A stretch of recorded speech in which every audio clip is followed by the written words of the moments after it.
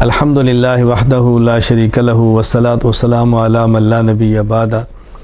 تراویح ایک عبادت ہے جو اللہ کی رضا کے لیے لوگ پڑھتے ہیں، اور تراویح پڑھانے والا بھی اللہ کی رضا کے لیے پڑھاتا ہے، اس میں تو کوئی دوسری رائے نہیں ہے۔ باقی مسئلہ جو امام تراویح پڑھاتا ہے اور پورا دن قرآن کریم کو یاد کرتا ہے، قرآن کریم سنانے کے لیے کسی اور مشغلے میں مشغول بھی نہیں ہو سکتا، اور اس کے اخراجات بھی ہیں، اس کی ضرورتیں بھی ہیں، تو اس تراویح پڑھانے والے کو تو پیسوں کی نیت سے نہیں، اللہ کی رضا کے لیے ہی پڑھانی چاہیے۔ لیکن اس کے پیچھے تراویح پڑھنے والوں کو چاہیے اس امام کی خدمت کریں، اس امام کو ہدیہ دیں، اور زیادہ سے زیادہ دینا چاہیے۔ میں اکثر یہ بات عرض کیا کرتا ہوں، ایک بات تو یہ سمجھ لیں کہ جو لوگ یہ چاہتے ہیں کہ تراویح پڑھانے والا اجرت نہ لے، وہ جو کیوں نہیں کر لیتے کہ اپنے بچے کو قرآن کریم پڑھا لیں اور مصلی پر کھڑا کر دیں؟ وہ کیوں نہیں کر لیتے خود قرآن یاد کر لیں اور تراویح پڑھا لیا کریں؟ بھئی آپ پورا دن ملازمت کرتے ہیں، آپ پورا دن تجارت کرتے ہیں، پورا دن آپ دنیاوی کاموں میں مشغول رہتے ہیں، اور حافظ پورا دن قرآن کریم کو یاد کرتا ہے، نہ وہ تجارت کر سکتا ہے، نہ ملازمت کر سکتا ہے، قرآن کریم یاد کرتا ہے اور رات کو مصلی پر کھڑے ہو کے پڑھتا ہے۔ اگر کوئی بیچارے کو ایک اٹکن بھی آ جائے تو پوری مسجد شور بھی ڈالتی ہے، کوئی بول بھی جائے تو آپ کی باتیں بھی سنتا ہے، تو اس کو محنت بھی کرنی پڑتی ہے۔ اس لیے تراویح پڑھانے والے کو تو اللہ کی رضا کے لیے پڑھانا چاہیے، لیکن امام کے پیچھے تراویح پڑھنے والے کو امام کی ضرورتوں کا خیال کرنا چاہیے۔ میں ایک بات یوں سمجھیں لطیفہ کا معنی خوش طبعی کے طور پر عرض کیا کرتا ہوں کہ جب ہمارے ہاں رمضان کا اخیر ہوتا ہے تو ہم اپنے بچوں کے لیے شاپنگ کرتے ہیں، جوتی لیتے ہیں، کپڑے لیتے ہیں، اور اس قدر اسراف کرتے ہیں الامان والحفیظ، ضرورت کی حد تک تو کوئی حرج بھی نہیں ہے، لیکن بہت آگے نکل جانے اس کی شریعت میں کیا گنجائش ہوگی۔ اب آپ نے سب کچھ کر لیا، اب مجھے آپ فرمائیں کہ ایک حافظ صاحب ہیں، قاری صاحب ہیں، وہ پورا مہینہ کچھ نہیں کرتے، قرآن کریم یاد کرتے ہیں اور رات تراویح پڑھاتے ہیں۔ اب وہ اگر مہینے کے بعد گھر جائیں اور اہلیہ پوچھے بھئی میں نے کپڑے لینے ہیں، تو انہیں کہہ دیں بھئی سورۃ النساء کا اجر تم لے لو۔ بیٹی کہتی ہے کہ ابو مجھے جوتی لے کر دے دے، تو کہ بیٹی سورہ بقرہ کا ثواب تم لے لو۔ اب بتاؤ اس سے کیا اس کے گھر کا ماحول ٹھیک ہو جائے گا؟ اس کی ضرورتیں پوری ہو جائیں گی؟ تو جس طرح آپ تراویح پڑھتے ہیں اجر کے لیے، وہ بھی تراویح پڑھاتا ہے اجر ہی کے لیے۔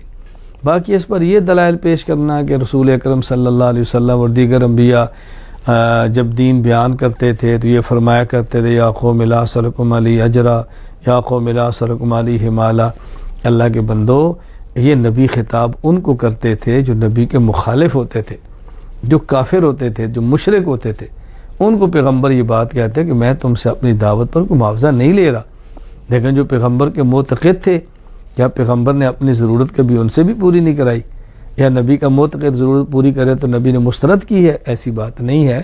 میں ایک بات عرض کیا کرتا ہوں، ایک ہے ابو بکر صدیق، ایک ہے ابو جہل۔ تو رسول اکرم صلی اللہ علیہ وسلم جو فرماتے ہیں نا کہ میں تم سے کچھ نہیں مانگتا، یہ ابو جہل کو کہہ رہے ہیں، ابو بکر کو نہیں کہہ رہے۔ تو تم اس آیت کا مصداق ابو جہل کی جگہ پر کھڑے ہو کر خود کو نہ بناؤ۔ کیسی آپ نے عجیب بات کی، جو خطاب کو فار کو ہو رہا ہے وہ آپ اپنے لیے فٹ کر رہے ہیں۔ میں مزید سمجھانے کے لیے کہ تو دیکھو، مثلا میں ایک علاقے میں بیان کے لیے جاتا ہوں، اور جو عقیدہ کے اعتبار سے میرے مخالف ہیں، تو ظاہر ہے میں جب بیان کروں گا تو ان سے تو نہیں کہوں گا بھئی میں نے آپ کو عقیدہ سمجھایا ہے تو مجھے چائے پلاؤ، مجھے کھانا کھلاؤ، یہ میں نے آپ کے سونا ہے اسی آن کرو۔ وہ کہیں گے ہم نے بلایا تھا، کیوں آئے تھے تم؟ تو تم نہ آتے نا۔ تو ان کو تو نہیں کہوں گا نا، ان کو تو میں کہوں گا میں تمہیں عقیدہ بتاتا ہوں اور حرام ہے میں تم سے ایک چیز بھی مانگوں۔ لیکن جو میرے عقیدت مند ہے، میرے محبت والے، ان کے پاس آتا ہوں تو ان کو تو بندہ یہ بھی کہتا ہے بھائی چائے پلاؤ، بھائی کھانا کھلاؤ، اور بھائی ذرا ایک کپ کافی بنا کے لاؤ۔ تو وہ کہ جی کیا اللہ کے نبی تو فرماتے ہیں میں کچھ نہیں، تم تو ہم سے مانگتے ہو۔ کوئی بھی ایسے نہیں کہتا۔ میں اس لیے گزارش کرتا ہوں فرق سمجھو۔ قرآن کریم میں جو انبیاء کا خطاب ہے کہ ہم کسی سے مطالبہ نہیں کرتے، وہ غیر ہیں، اور علماء جو تقاضا کر بھی لیں تو ان سے کرتے ہیں جو اپنے ہیں۔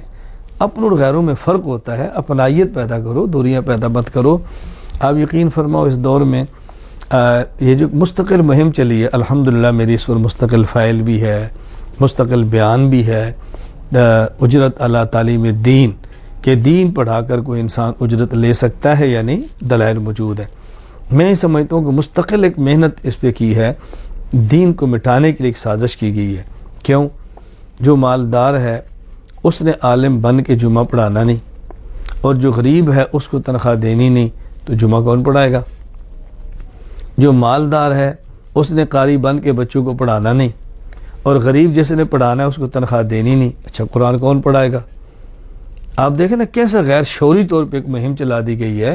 ہمیں اغیار کے پروپیگنڈے کے اندر شریک نہیں ہونا چاہیے۔ اللہ تعالیٰ ہمیں قدر کی توفیق عطا فرمائے۔ اس لیے تراویح پڑھانے والا، حافظ، قاری، مولانا، ان کو چاہیے کہ خالص اللہ کی رضا کے لیے پڑھائیں، اور پڑھنے والوں کو چاہیے کہ دل کھول کے امام کو ہدیہ دیں، اس کی ضرورتوں کا خیال کریں۔ اللہ تعالیٰ ہم سب کو دین پر اپنا سب کچھ لٹانے کی توفیق عطا فرمائے۔ میں تو عرض کیا کرتا ہوں کہ صرف یہ دعا نہ کیا کریں اللہ دین کی خدمت کرنے کی توفیق عطا فرما، بلکہ یہ دعا کیا کریں اے اللہ دین کی خدمت اور دین کی خدمت کرنے والوں کی خدمت، اور پھر وہ جو ہماری خدمت ہے اس کو قبول فرما۔